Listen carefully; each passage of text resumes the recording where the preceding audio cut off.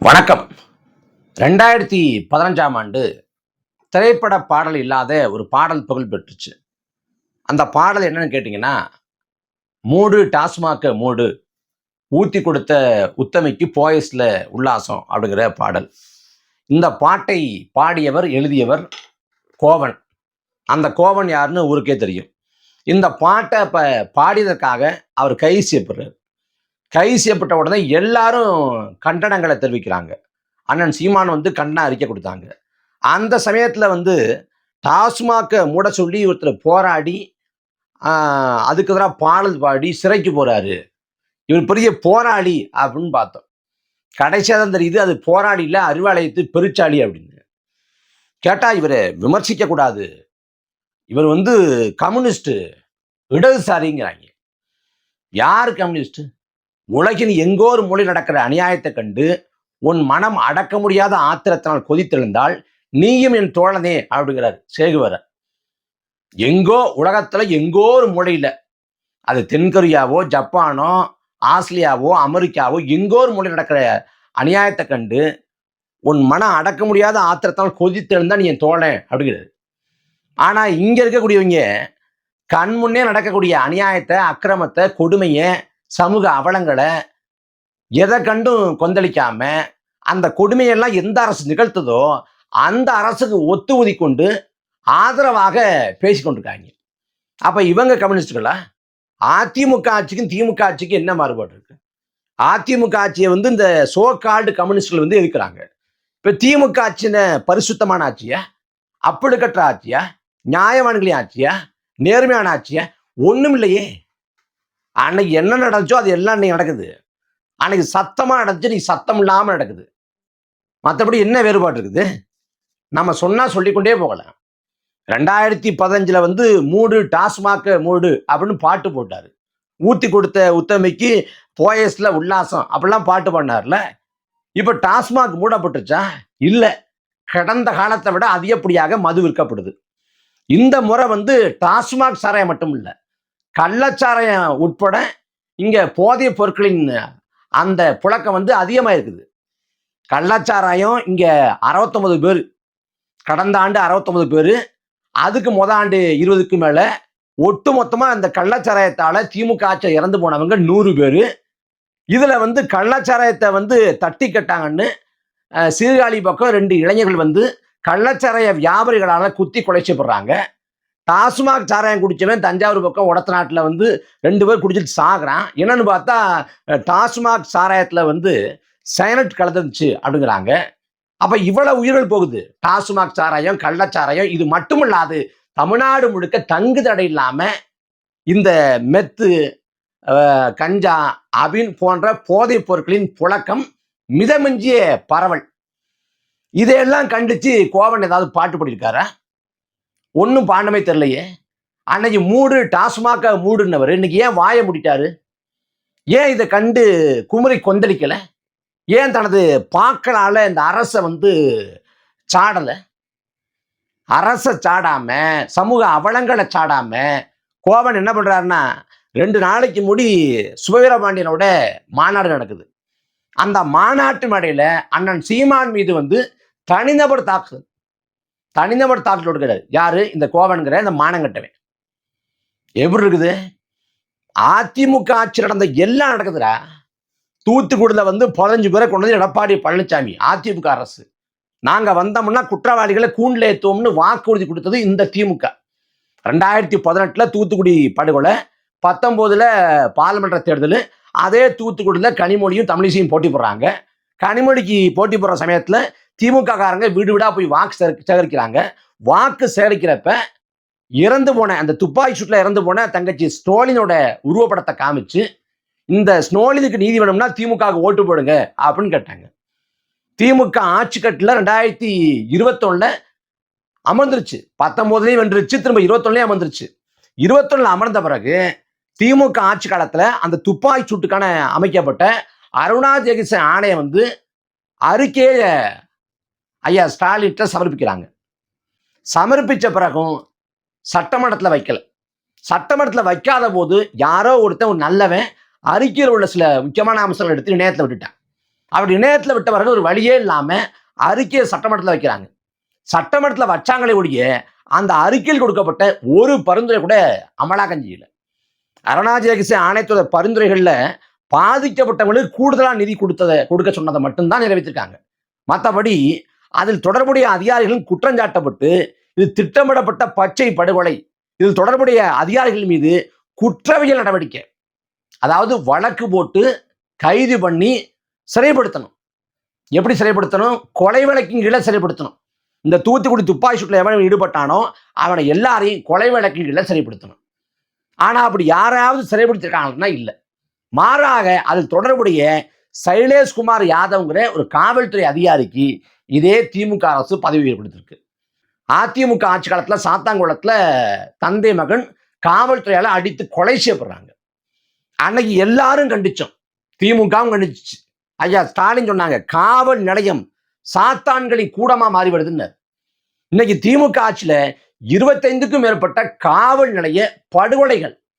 அதே போல காவல்துறையினர் சிறைவாசிகளின் கையை ஒடிக்கிறாங்க, காலை ஒடிக்கிறாங்க, பல்ல பிடுங்குறாங்க. அம்பாசமுத்திரத்துல பல என்கவுண்டர் படுகொலைகள் தொடர்ச்சியா நடக்குது. ஒரே வாரத்துல 3 என்கவுண்டர் படுகொலை. அதுவும் சட்டமன்றம் போய் கொண்டிருக்கிற வேளையிலேயே என்கவுண்டர் படுகொலை நடக்குது, மனித உரிமை மீறல் நடக்குது. இதெல்லாம் கண்டிச்சு கோவன் ஏதாவது பாட்டு பாடியிருக்காரா? தூத்துக்குடி படுகொலைக்கு நீதி கிடைக்கல, நீதி கிடைக்காம ஸ்டாலின் என்ன பண்றாரு? ஸ்டாலின் ஸ்னோலினுக்கு துரோகம் பண்ணலாமா அப்படின்னு ஏதாவது பாட்டு பாடியிருக்காரு? எதுவும் பாடலையே. தமிழ்நாடு முழுக்க போதை இருக்குதே, போதை, போதையின் பாதையில் போகாதீங்கன்னு ஊருக்கு வியாக்கியான பாடம் எடுக்கிற முதல்வர் ஸ்டாலின் அவர்களே, உங்க ஆட்சி காலத்தை டாஸ்மாக் சாராயத்தை திறந்து வைக்கலாமா அப்படின்னு கோவன் ஏதாவது பாட்டு பாடியிருக்காரு? எதுவும் பாடல, எதுவும் பாடல. கள்ளச்சாராயம் கரை புரண்டு ஓடுது, என்ன பண்ணிருக்கே? உங்க இரும்பு கரத்தை கொண்டு ஏன் நீங்க அடக்கி ஒடுக்கல அப்படின்னு கேட்டாரா? கேட்கல. என்கவுண்டர் படுகொலைகள் பிரச்சனைக்கான தீர்வா, அதை வச்சு பிரச்சனையெல்லாம் முடிச்சிட முடியுமா அப்படின்னு பாட்டு பண்ணாரா? பாடல, எதுவும் செய்யல. டெல்லி விவசாயிகளுக்காக நாம் பேசுறோம், திமுக பேசுது. டெல்லி விவசாயிகள் ஆண்டு கணக்கில் போராடினாங்க, மோடி அதை மதிக்கவே இல்லை அப்படின்னு. இதே தமிழ்நாட்டில் பரந்தூர் ஏகனாபுரத்துல வானூர்தி நிலையம் அமைக்க போறாங்க. அமைக்க கூடாது என்று சொல்லி அந்த பகுதியை சேர்ந்த மக்கள் 1000 நாட்களை கடந்து இன்னும் போராடி கொண்டிருக்காங்க. இதே திமுகவோட தேர்தல் வாக்குறுதிகள் ஒண்ணு என்ன வாக்குறுதி? விளைநிலங்களை விவசாயிகளை ஒப்புதல் இல்லாம நாங்க வேறு பயன்பாட்டுக்கு எடுக்க மாட்டோம் அப்படிங்கிறது. ஆனா இன்னைக்கு அந்த பரந்தூர் ஏகனாபுரத்துக்குன்னு தனி காவல் நிலையம் அமைச்சு அங்க உளவுத்துறையை போட்டு யாரு வர்றாங்க யாரு போறாங்க எல்லாத்தையும் குறிப்பிடுறாங்க. அதே போல அந்த பரந்தூருக்கு ஒருத்தர் போனோம்னா அனுமதி வாங்கணும். நாம கருத்துரிமைன்னு பேசுறோம், கருத்துரிமை போல நடமாடி உரிமை இருக்குது. அதுவும் தமிழ்நாடு ஒரே மாநிலம், இங்க எங்க வேணாலும் போகலாம். ஆனா அங்க போறதுக்கு, பரந்தூர்ங்கிற ஒரு ஊருக்கு போறதுக்கு அனுமதி வாங்கணும். ஏன்னா அது கண்காணிப்புக்குள்ள வந்துருச்சு. எப்பாடுபட்டாவது அங்க வானூர்தி நிலையம் அமைக்கணும் அப்படி துடியா துடிக்குது பாஜக அரசும் இங்க திமுக அரசும். கேட்டா வளர்ச்சி, நாடு வளர்ச்சி வரும் அப்படின்னு ஒரு பாடம் எடுக்கிறாங்க. இது குறித்து இந்த கோவன்கிற மானங்கட்டம் ஏதாவது பாட்டு பண்ணானா? ஒண்ணும் பாடலையே. 1000 நாட்களுக்கு மேலாக போராடக்கூடிய உழைக்கும் மக்களும் விவசாயிகளும் அந்த கிராமத்தை சேர்ந்த பெருங்குடி மக்களும் ஏன் இந்த கோவன் போன்ற ஆட்களோட கண்களுக்கு தெரியல? 8 வழிச்சாலை திட்டத்தை போன ஆட்சி காலத்துல நாங்க எதிர்க்கிறோம் அப்படின்னாங்க, இப்ப ஆதரிக்கிறாங்க. அதுவும் நிதின் கட்காரிக்கு ஐயா ஸ்டாலின் ஒரு கடிதம் எழுதியிருக்காரு. அந்த கடிதத்துல நீங்க சொல்ற திட்டத்தை எல்லாத்தையும் நாங்க நிறைவேற்றுறோம், எந்த சிக்கலும் இல்லை, நெடுஞ்சாலை ஆணைய திட்டங்களுக்கு நாங்க போதிய ஒத்துழைப்பு கொடுத்துருக்கோம் அப்படின்னு. சென்னைக்கு வர்றாரு நிதின் கட்காரி. சென்னைக்கு வர்றப்ப ஒரு போற போக்கில் தமிழ்நாடு அரசு உரிய ஒத்துழைப்பு தரல நெடுஞ்சாலை ஆணைய திட்டங்களுக்கு அப்படின்னு சொல்லிட்டு போயிடுறாரு. அவர் சொல்லிட்டு போனவொடனே இவர் நாங்க அப்படிலாம் இல்லை, எல்லா திட்டங்களுக்கும் போதிய ஒத்துழைப்பு கொடுத்து கொண்டிருக்கோம் அப்படிங்கிறாங்க. யாரா? ஐயா ஸ்டாலின். இவர் தான் சொல்றாரு நாங்க அவுட் ஆஃப் கண்ட்ரோல்னு. நிதின் கட்காரி போற போக்கில் சொன்னதுக்கு உடனடியா நாங்க அப்படிலாம் பண்ணலைங்க அப்படின்னு கடிதம். இதே திமுகவோட ஆட்சி காலத்துல கமிஷன் கரப்ஷன் இல்லாம இருக்கா? அதிமுக ஆட்சி காலத்துல பாத்தீங்கன்னா கமிஷன் இருக்கு, கரப்ஷன் இருக்கு அப்படின்னு பேசினாங்க. திமுக ஆட்சி காலத்துல கமிஷன் இல்லை, கரப்ஷன் இல்லை. பிடிஆர் பழனிவே தியாகராஜ் சொன்னாரு 3 ஆண்டுல 30,000 கோடியை கொள்ளடிச்சிருக்காங்க. 3 ஆண்டுல 30,000 கோடி. நாமெல்லாம் பணக்காரன் ஆனா எப்படி இருக்கும் அப்படின்னு ஒரு கனவு கட்டம்னு வச்சுக்கோங்க. அந்த கனவுல கூட 30,000 கோடி எட்டாது. நமது கற்பனைக்கும் நமது கனவுக்கும் எட்டாத தொகை 30,000 கோடி. அதை 3 ஆண்டுல அடிச்சிருக்காங்க. வெறும் 3 ஆண்டுல. இதை யார் சொல்றா? பிடிஆர் பழனிவேல் தியாகராஜனே ஒப்புதல் வாக்குமூலம் கொடுத்துட்டாரு. அது குறித்து கோவன் ஏதாவது பாட்டு பாடியிருக்காரா? பேசியிருக்காரா? செந்தில் பாலாஜிக்கு ஆதரவா பேசுறாங்களே. கோவன் வந்து அந்த மேடையில பாட்டு வர்றாரு. அந்த சுவையோட மாநாட்டு மேடையில பார்த்தா செந்தில் பாலாஜி படம் இருக்கு. செந்தில் பாலாஜியை ஆதரிச்சு கொண்டு செந்தில் பாலாஜிக்கு வக்காலத்து வாங்கிக்கிட்டு நீங்க எப்படா கம்யூனிஸ்ட் சொல்றீங்க? செந்தில் பாலாஜி ஒரு ஊழல் பெருச்சாடி, ஒரு சுரண்டல் பெருவடி. செந்தில் பாலாஜி யாரும் ஊருக்கே தெரியும். 41 பேர்கிட்ட வேலை வாங்கி தர்றேன் அப்படின்னு சொல்லிட்டு 1,61,00,000 லஞ்சம் வாங்கி மாட்டிக்கொண்டவர்கள் அந்த லஞ்சத்தை திரும்ப கொடுத்து அப்புறம் மாட்டிக்கொண்டு இன்னைக்கு அமலாக்கத்துறையால வழக்கில் மாட்டிக்கிட்டு விழி பிதுங்கி நிற்கிறாப்புல செந்தில் பாலாஜி. அப்பட்டமா தெரியுது, லஞ்சம் வாங்கி திரும்ப கொடுத்து மாட்டிக்கிட்டாப்புல. அந்த செந்தில் பாலாஜிக்கு வக்காலத்து வாங்குறாங்க. லஞ்சம் வாங்குவதும் குற்றம், கொடுப்பதும் குற்றம். அதுல நியாயமா செந்தில் பாலாஜி கொடுத்தவனும் குற்றவாளி தான், லஞ்சம் கொடுத்தவனும் குற்றவாளி தான். ஆனா பாதிக்கப்பட்டவங்க அப்படின்னு வகைப்படுத்தினா அந்த செந்தில் பாலாஜி காசு கொடுத்து ஏமாந்து போனான்ல, அவன் தான் பாதிக்கப்பட்டவன். அந்த 2 பேர்ல பார்த்தா நியாயமா பேசணும்னா கூட, கம்யூனிஸ்டுகள் பேசணும்னா கூட அவங்களுக்காக பேசியிருந்தா கூட அது ஏற்புடையது. ஆனா செந்தில் பாலாஜிக்காக பேசுறாங்க, ஒரு ஊழல் பெருச்சாளிக்காக. ஈரோடு கிழக்குல வந்து பணத்தை வாரி இறைச்சது இதே ஊழல் பெருச்சாளி செந்தில் பாலாஜி. அவர் வந்து ஒரு நவீன அமாவாசை, இல்லாத கட்சியே இல்லை. எல்லா கட்சிக்கும் போவார், எல்லா கட்சியிலும் போய் செல்வாக்க திகழ்வார். ஏன்னா அப்படி பணத்துல வந்து அப்படி கில்லாடி செந்தில் பாலாஜி. நல்லா கல்லா கட்டுவாப்புல, கல்லா கட்டின பிறகு சரியா தலைமை கப்பம் கட்டுவாப்புல. அதனாலதான் ஜெயலலிதா அம்மையார் ஆட்சியிலேயே அவங்க செல்வாக்கு மிகுந்தவராக இருந்தாங்க செந்தில் பாலாஜி. ஸ்டாலின் ஆட்சியும் செல்வாக்கு மிகுந்த ஆளா இருக்கிறாங்க. டிடிவி இருக்கிறப்ப அங்கேயும் செல்வாக்கு மிகுந்த ஆளா இருந்தாங்க. அந்த செந்தில் பாலாஜியை கம்யூனிஸ்ட்கள் ஆதரிக்கலாமா? செந்தில் பாலாஜிக்கு ஏதாவது கோட்பாடு இருக்கா, கொள்கை இருக்குதா? அவர் வந்து ஜெயலலிதா அந்த ஊழல் வழக்கிலிருந்து விடுவிக்கப்படணும்னு அங்க பிரதட்சம் பண்ணியிருக்காரு. 2000 பேரோட மொட்டடிச்சு போயிருக்காரு. ஆர்கே நகர்ல வந்து தலைமையில அந்த ரெட்டலை அந்த சின்னத்தை வந்து விளக்கு போல பொறிச்சு அப்படி பரபரப்பு பண்ணியிருக்காரு. இந்த செந்தில் பாலாஜி எந்தவித கொள்கையும் இல்லாத உதிரி. அந்த செந்தில் பாலாஜிக்கு ஆதரவாக பேசுறவங்க கம்யூனிஸ்ட் ஆக்க முடியுமா? அப்புறம் சொத்து குவிப்பு வழக்கு ஒரு அமைச்சர் மேல இல்ல, பல அமைச்சர் மேல இருக்கு. எம்ஆர்கே பன்னீர்செல்வம், துரைமுருகன் மேல 2, எம்ஆர்கே பன்னீர்செல்வம் மேல 2, ஐ பெரியசாமி மேல 1.